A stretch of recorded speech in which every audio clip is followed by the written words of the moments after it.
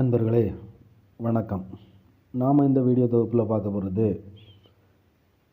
ஜெகன்மோகினியை வச்சு சர்வ ஜனவசியம் சர்வ தனவசியம் எப்படி கிடைக்கப்பெறுவது என்பது தான் இந்த வீடியோவில் பார்க்க போகிறோம். அதற்கு நம்ம ஜெகன்மோகினியை சித்தி பண்ணிக்கணும்.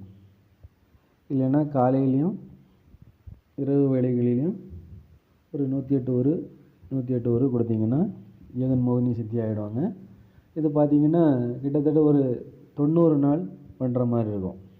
தினந்தோறும் நீங்கள் பண்ணிக்கிட்டு வரப்போ உங்களுக்கு இந்த ஜெகன்மோகினி சித்தியாகி சர்வஜனம் சர்வதனம் கிடைக்கிறதுக்கு வழி செய்வாள்.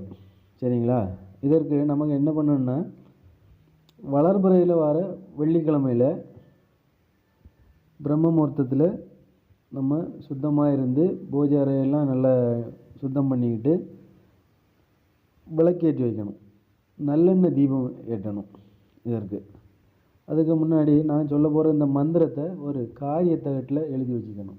எழுதி வச்சுட்டு உருவேற்றினீங்கன்னா உங்களுக்கு அந்த எந்திரத்தோட வைப்ரேஷன் உங்களுக்கு கிடச்சிக்கிட்டே இருக்கும். நீங்கள் கொஞ்ச நாள் இடையில மந்திரம் சொல்லாமல் விட்டால் கூட அந்த எந்திரம் இருக்கிறப்ப அந்த வைப்ரேஷன் உங்கள்கிட்டே இருக்கும். அதனால தான் எந்திரத்துக்கு அந்த மாதிரியான ஒரு சக்தி இருக்குது.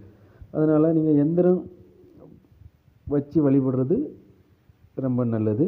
இதற்கு வெற்றிலை பாக்கு பழம் அவல் பொரி கடலை முக்கியமாக பால் வச்சு வழிபடணும். சரிங்களா?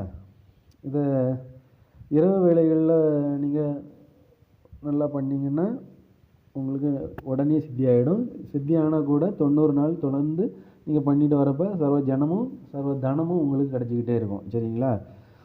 இதற்குண்டான மந்திரத்தை நம்ம இப்போ பார்ப்போம்.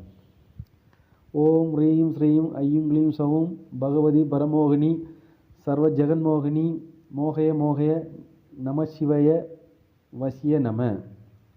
இதுதான் இந்த மந்திரம். இந்த மந்திரத்தை தினந்தோறும் காலையிலையும் இரவு வேளையிலையும் 108 கொடுத்துட்டு வாங்க. உங்களுக்கு சர்வ ஜனமும் சர்வ தனமும் கிடைக்கும். இதை நீங்கள் பிரயோகப்படுத்தி பாருங்கள், வெற்றி கிடைக்கும். நன்றி, வணக்கம். மேலும் இது பற்றி அறிய நமது சேனலை லைக் பண்ணுங்கள், ஷேர் பண்ணுங்கள், சப்ஸ்கிரைப் பண்ணுங்கள்.